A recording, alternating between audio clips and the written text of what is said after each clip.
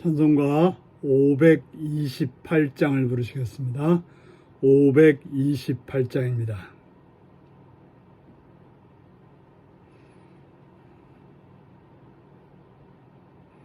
예수가 우리를 부르는 소리 그 음성 부드러워 문 앞에 나와서 사면을 보며 우리를 기다리네. 오라 오라 방황치 말고 오라 죄 있는 자들아 이리로 오라 주 예수 앞에 오라 간절히 오라고 부르실 때에 우리는 지체하라. 주님의 은혜를 왜 아니 받고 못 들은 채 하려나. 오라 오라 방황치 말고 오라 죄 있는 자들아 이리로 오라 주 예수 앞에 오라. 세월이 살같이 빠르게 지나 쾌락이 끝이 나고 사망의 그늘이 너와 내 앞에 둘리며 가리우네. 오라 오라 방황치 말고 오라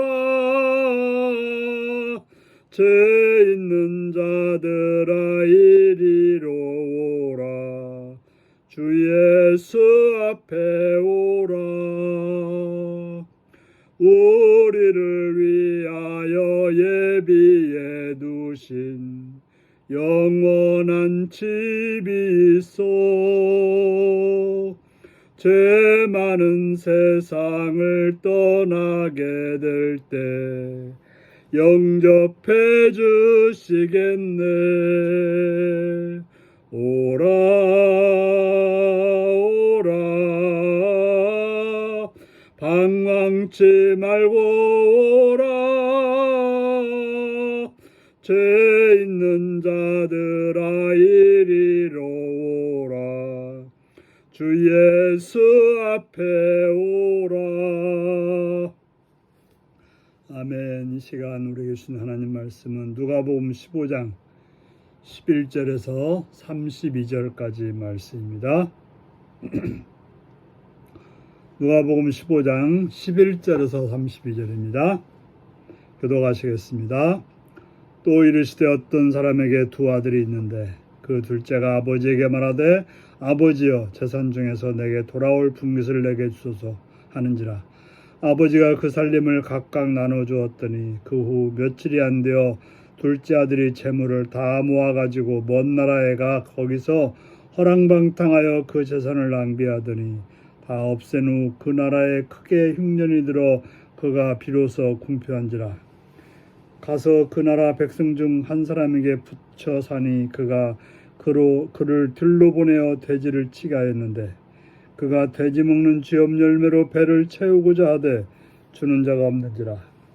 이에 스스로 돌이켜 이르되 내 아버지에게는 양식이 풍족한 품꾼이 얼마나 많은가. 나는 여기서 줄여 죽는구나. 내가 일어나 아버지께 가서 이르기를 아버지 내가 하늘과 아버지께 죄를 지었사오니 지금부터는 아버지의 아들이라 일컬음을 감당하지 못하겠나이다. 나를 품꾼의 하나로 보소서 하리라 하고 이에 일어나서 아버지께로 돌아가니라. 아직도 거리가 먼데 아버지가 그를 보고 측은히 여겨 달려와 목을 안고 입을 맞추니 아들이 이르되 아버지 내가 하늘과 아버지께 죄를 지었사오니 지금부터는 아버지의 아들이라 일컬음을 감당하지 못하겠나이다 하나 아버지는 종들에게 이르되 제일 좋은 옷을 내어다가 입히고 손에 가락지를 끼우고 발에 신을 신기라. 그리고 살찐 송아지를 끌어다가 잡으라. 우리가 먹고 즐기자. 이 내 아들은 죽었다가 다시 살아났으며 내가 잃었다가 다시 얻었노라 하니 그들이 즐거워하더라. 맏아들은 밭에 있다가 돌아와 집에 가까이 왔을 때에 풍악과 춤추는 소리를 듣고 한 종을 불러 이 무슨 일인가 물은데 대답하되 당신의 동생이 돌아왔음에 당신의 아버지가 건강한 그를 다시 맏아들에게 됨으로 인하여 살찐 송아지를 잡았나이다 하니 그가 노하여 들어가고자 하지 아니하거늘 아버지가 나와서 권한대 아버지께 대답하여 이르되 내가 여러의 아버지를 섬겨 명을 어김이 없거늘 내게는 염새끼라도 주어 나와 내 벗으로 즐기게 하신 일이 없더니 아버지의 살림을 창녀들과 함께 삼켜버린 이 아들이 돌아오매 이를 위하여 살찐 송아지를 잡으셨나이다. 아버지가 이르되 예 너는 항상 나와 함께 있으니 내 것이 다 내 것이로되 이 내 동생은 죽었다가 살아났으며 내가 잃었다가 얻었기로 우리가 즐거워하고 기뻐하는 것이 마땅하다 하니라. 아멘.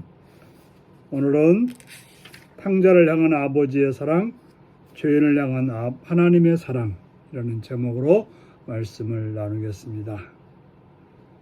예수님께서는 한 가지 이야기를 해주십니다. 어떤 사람에게 두 아들이 있는데 그 둘째가 아버지에게 말했습니다. 재산 중에서 내게 돌아올 분깃을 내게 주소서. 그랬더니 아버지가 그 살림을 나눠주었다고 말하고 있습니다. 재산 상속이라고 하는 것은 죽을 때 하는 거죠. 죽기 전에 재산 상속을 물론 하는 경우도 있습니다. 그럼 부모들이 자발적으로 하는 경우죠. 이 아들은 아버지가 죽기도 전에 아버지에게로부터 떠나고자 했던 것입니다.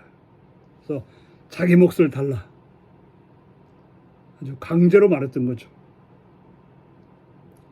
그런데 그는 그걸 가지고 허랑방탕하여 그 재산을 다 낭비해 버렸다고 말하고 있습니다.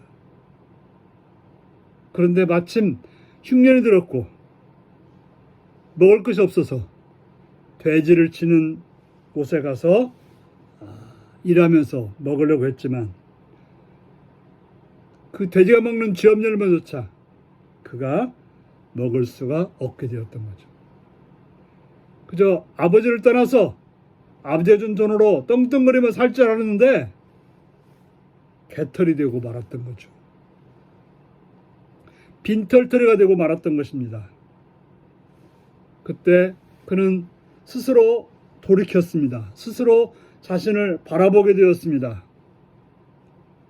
내 아버지에게는 양식이 많고 또 그 품꾼들은 그 아버지 집에서 잘 먹고 잘 사는데 아들인 내가 이렇게 객지에서 아버지 없이 굶어 죽어야 되는지를 생각하게 된 것입니다. 그래서 자기 자신을 바라보면 자기가 누구인지를 바라보게 된 것입니다. 그래서 아버지께 가기로 결정했습니다. 아버지께 가서 자기가 죄를 지었다. 아버지를 떠난 것이 잘못이다. 아버지께 모든 걸 다 달라고 해서 자기 멋대로 했던 것이 잘못이다. 라는 사실을 고백하겠다고 나갑니다. 그저 품꾼 하나로만 쓰게 해달라고 간청하러 나갑니다. 그런데 집에 돌아가는데 아직도 거리가 먼데 아버지는 그 아들을 기다리고 있다가 달려와서 그 아들을 안고 입 맞추고 아들이 그저 죄인이라고 하고 나는 아들이 될 수 없다고 말하지만 그런 아버지는 그 아들을 아들로서 좋은 옷과 가락지와 발에 신을 신기고 살찐 송아지를 잡아서 잔치를 벌였던 것입니다. 아들이 죽었다가 다시 살아났으며 내가 잃었다가 다시 얻었다 하고 하면서 즐거워하자라고 말하고 있습니다. 그렇습니다. 이처럼 하나님을 떠나 자기 멋대로 살던 아들이 하나님께로 돌아오면, 아버지를 떠나 저 멋대로 살던 아들이 아버지께로 돌아오면 아버지는 그를 아들로서 받아주십니다. 왜요? 아들이었으니까요. 그런데 두 번째로 맏아들 이야기가 나오고 있습니다. 맏아들은 아버지를 떠나지도 않았고 아버지와 함께 있었고 아버지의 재산을 지멋대로 하지도 않았습니다. 그런데 그는 아버지가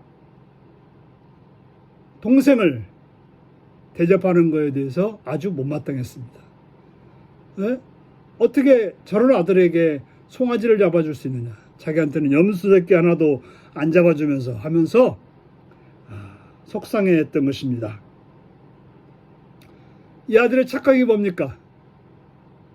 그는 아버지 집에 있으면서도 아버지 집에 있는 걸 몰랐습니다. 아버지가 그에게 모든 걸 다 주었음에도 불구하고 그는 받지 않았다고 생각했던 것입니다. 그리고 동생이 돌아온 거에 대해서 자기 재산이 뺏긴다고 생각해서 불평을 했던 것입니다. 우리는 분명히 알아야 할 것은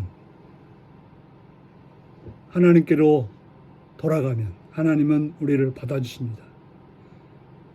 또한 우리가 하나님 품에 있다고 하는 것, 하나님과 함께 있다고 하는 것, 하나님의 은혜를 받고 있다는 걸 기억할 수 있는 복된 여러분들이 되시기를 바랍니다. 기도하시겠습니다. 자비로우신 아버지 이름을 찬양하며 감사드립니다. 오늘도 사랑해 주셔서 주의 말씀으로 공부하시는 주의 음성을 듣습니다. 아버지를 떠나서 내 멋대로 살고 있지 않은지 살피게 하시옵고 돌이켜 주님께로 돌아가는 삶이 되게 하시옵시며 주님의 크신 은혜를 누리고 살면서도 불평하며 원망하며 받지 못했다고 실망하며 살고 있지는 않는지 살피게 하여 주셔서 온전히 하나님의 크신 사랑 안에 머물고 있음을 기뻐하며 감사하는 삶이 되게 하여 주옵소서.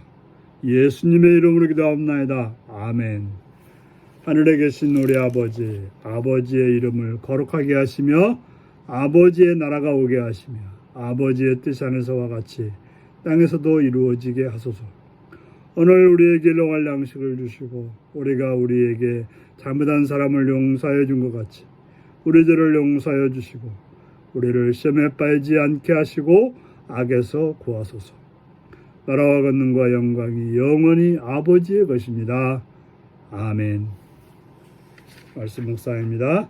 아버지와 둘째 아들은 각각 누구를 상징하나요? 나의 모든 허물을 용납하시는 하나님 아버지의 무조건적 사랑 앞에서 어떤 삶을 살아야 할까요? 맏아들은 누구를 상징하나요? 내가 너그러운 이해와 포용하는 사랑으로 대할 지체는 누구인가요? 우리 이 말씀을 묵상하며 주 안에서 복되게 살아가시는 성도님들이 되시기 바랍니다. 샬롬.